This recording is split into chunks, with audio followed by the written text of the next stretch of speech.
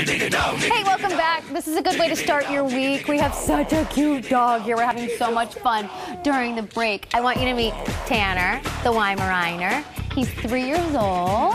So tell me about him. He seems like such a nice guy. He's very sweet. He's so calm. He was abandoned, unfortunately.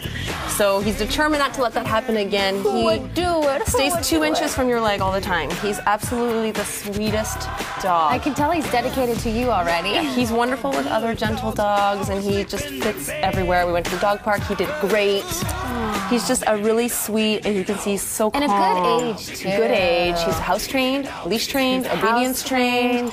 He's great. Better than some guys we know. Right, Tanner? Let me give you the phone number for this guy, 818-767-5919. Hey, and if you have success stories, if you've got a dog from the Pet Project, please send me pictures. I'd love to share them. I'm at Maria Sansone on Twitter. And someone take Tanner home and then take a picture and send it to me. Hey, we'll be back.